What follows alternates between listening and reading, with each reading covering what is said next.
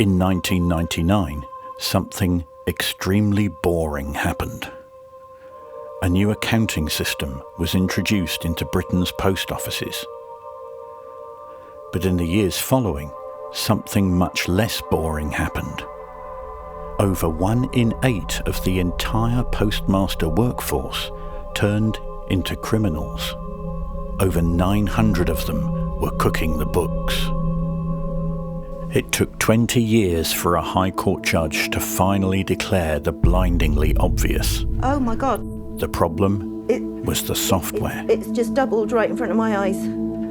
The employees were not actually criminals at all. Uncritical thinking and bias flowed from post office counter to prison. Obvious flaws were ignored.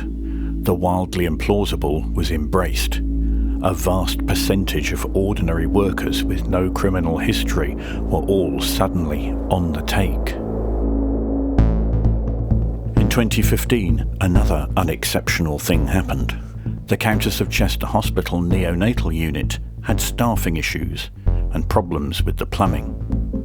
But then a very exceptional thing happened. An ordinary nurse on the unit started murdering the very babies that were in her care.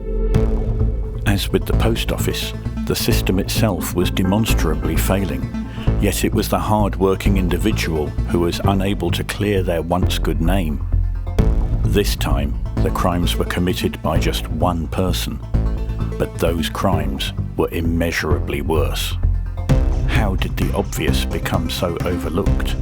And how did the entire criminal justice system become infected with biases, all tending towards the wildly fantastical notion of nice, fundraising Lucy Letby really being one of the worst serial killers in British history?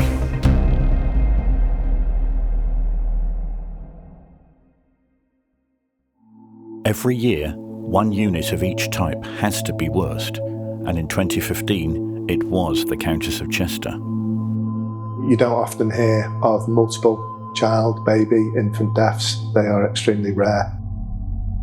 Unit doctors had 3 pieces of evidence that would open the investigation. 1 list, 1 fact, and 1 witness. Their list ultimately became a duty chart that shows Nurse 23, Lucy, present for all suspicious collapses.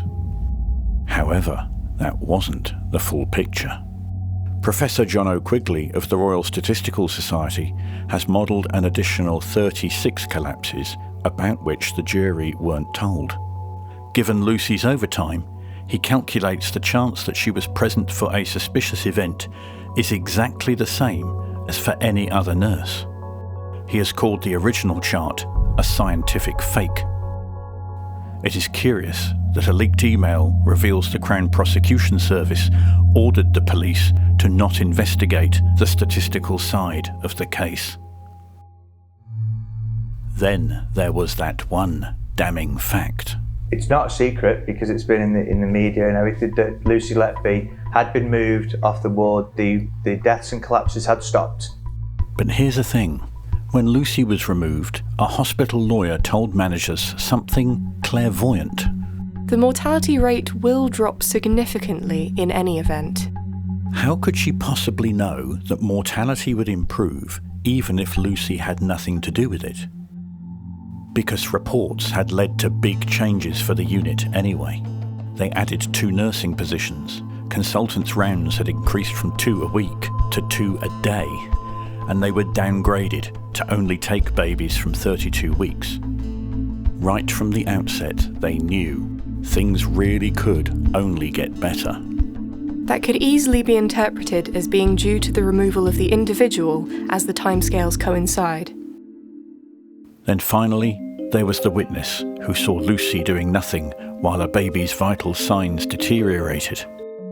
But an appeal court judge later was distinctly unimpressed. There was an inconsistency between his evidence and the contemporaneous records. The doctors had presented the police with an unreliable witness and a list that produced a scientifically fake chart. And the fact was, they knew as the quality of care improved, the babies would stop dying. Had they investigated, the immediate question for the police could have been, who are these doctors? The immediate question for me, once I'd said, yeah, we'll investigate that, was, well, why don't you go and arrest her right now? Which was a good question, quite difficult not to answer. But ultimately, we've seen many times in investigations like this where we've gone the wrong way. When you come later on and the defence want to attack your investigation for being, you chose it was Lucy Letby, you chose it was this event. No, we didn't choose that, and we didn't choose that. Actually, I had a choice. I'd have wanted the experts to come back and said, we found it. It was a bad bug in the water. In fact, the unit did have a very bad bug in the water that can cause sepsis. It was in the reports the police had. Why did they seemingly disregard it? Maybe because, alone, it didn't explain everything. There were other issues and it got a bit complicated. What I was presented with was effectively a number of reports written in medical jargon that tried to explain why babies had collapsed and why there was effectively a spike. The year before, a different unit was the worst performing, Sherwood Forest. Their spike in deaths was significantly higher than the worst year at Chester.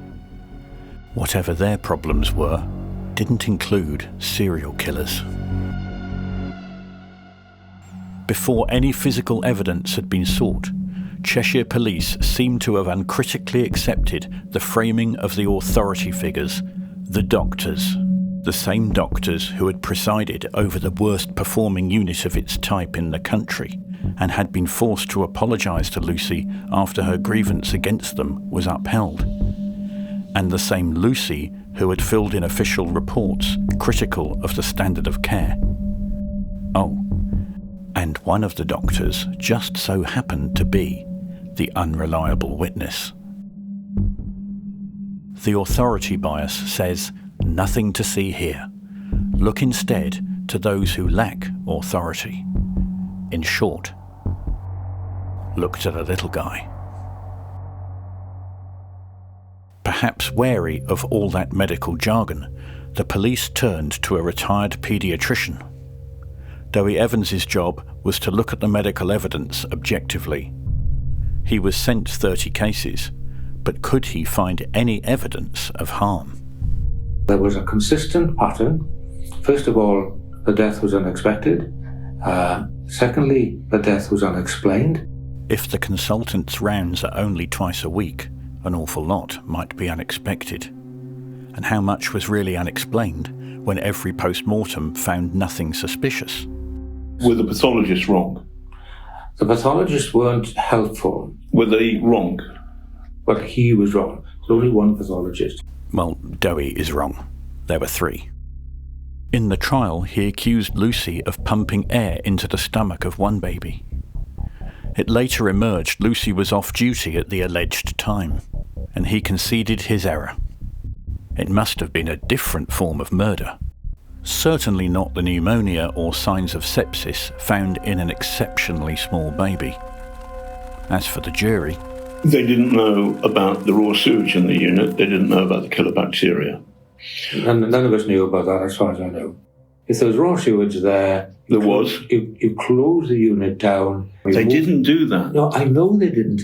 But what is that going to do with the fact that 7 babies were murdered? To explain this apparent logical leap, he points out Pseudomonas itself wasn't found in the babies. It's possible a baby can have killer bacteria inside it that's going to kill it before the sepsis becomes blazingly obvious. That happened in the case of baby Harry Clark. The baby didn't have obvious septicemia, but it did have staph A in its spinal fluid. Who's Harry Clark? Harry's mother, Sally Clark, was convicted of murdering her son in 1997. She was exonerated when more medical evidence came to light in 2003. According to Sally's family, she was unable to recover from the effects of her conviction and imprisonment. She died of alcohol poisoning 4 years later. Oh, I didn't know that. Really? Yes, that's the critical fact at the appeal court, which helped free her.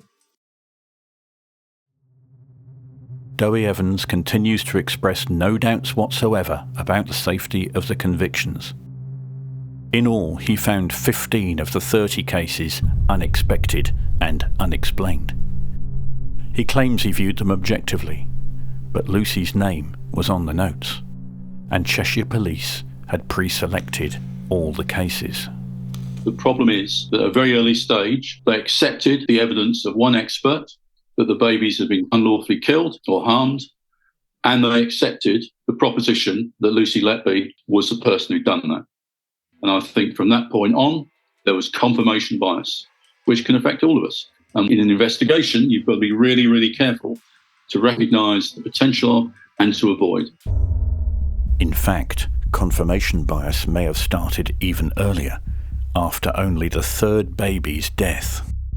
There was nothing in common that we could pin this 3 deaths on,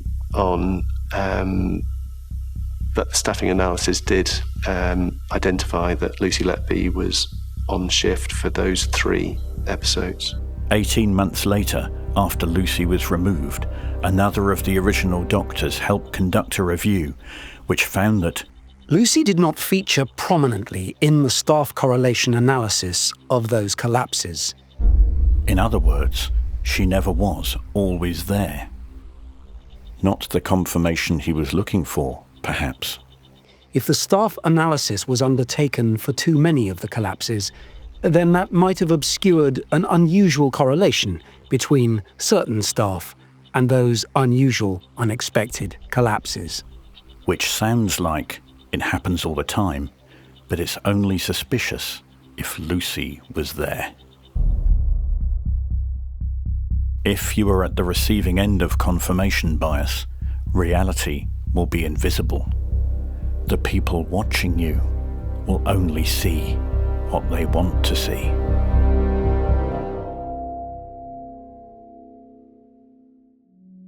In 2022, Lucy's trial began. Each parent was afforded the opportunity to tell their story at the outset. Each death was heartbreaking, each family broken. And these stories were being heard by a jury in a criminal court. As they listened to this pain, time after time, the jury could look over at one woman sat impassively, the woman accused of being responsible for all of it. At Sherwood Forest, where even more babies had died in 2014, there was no accused woman. There was no doc. But in reality, there were even more grieving parents. They were just invisible, unheard, with no one person to blame for it. Despite searching for years, police never found anything remotely troubling in Lucy's past. But the jury were told that sometimes even acts of kindness can be tells. Sympathy cards she sent to families and Facebook searches to see how they were doing were really evidence of her true nature. Now, it may be that Satan has conquered Mary and sent her here today to distract our sacred purpose. If so, her neck will break for it. The agency detection bias says that causes cannot be unintended, messy, or mundane. When bad things happen, someone with a motive must be behind it. And if you can't find any intent, then they must simply be evil. A witch. Every one of us has biases. They help make us who we are. Complex systems, like aeroplanes or criminal justice, have effective checks and balances that routinely avert disaster. But very occasionally, a number of biases and mistakes line up to create a sequence of events that ends in catastrophe. I think you need to keep it simple if you're a clinician. And I couldn't think of another cause, quite frankly. but others have. Neonatal specialists who have published hundreds of papers. Dowie is unpublished and boasts he made the first diagnosis in 10 minutes over a cup of coffee. Shu Lee authored a paper that was cited by the prosecution. He said they misinterpreted his findings, and Dowie's not thinking of another cause is a fundamental mistake of medicine. None of the three pathologists ever pointed to murder. So why did Dowie? Because the police were involved, that some criminal activity was suspected, obviously. Confirmation bias. He knew from the outset this was a possible crime, obviously. And why was it a possible crime? Multiple child, baby, infant deaths, they are extremely rare. The police succumbed to an illusion that there was something unique about the Countess of Chester that required someone to be behind all that grief.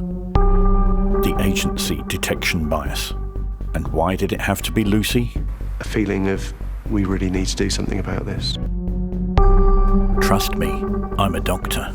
The overwhelming evidence of systemic problems on the ward rendered invisible by the dazzling power of the medics who had presided over them. The 5-year investigation and 10-month trial resembles nothing more than mass delusion. Groupthink built on sand. Another one in the bag. In November 2024, Operation Hummingbird won the Investigation Team of the Year at the Senior Investigating Team Awards. How exactly do you sleep at night? If this is a miscarriage of justice, it has all just been a very expensive way to wreck lives. Lucy, her parents, and what could you possibly say to all the grieving families who for years were told to blame a fictitious serial killer, not the failings of institutional care? Why were the coroners and multiple investigative reports all disregarded? Why did the Crown Prosecution Service tell the police to shut down inquiry into the statistical basis of the case? Why didn't Lucy's defence challenge the poverty of the prosecution's experts? These questions require answers, urgently, because police are still coming for her. Despite 15 life terms meaning she will die in prison, and ever more experts calling the verdict unsafe, police have investigated literally thousands more cases and have interviewed Lucy in jail. Confirmation bias means only seeing what you are looking for, and seeing it everywhere. If Lucy is charged again, all reporting in England and Wales must cease to avoid contempt of court. The light that is being shone on the dark nature of the entire investigation will be extinguished.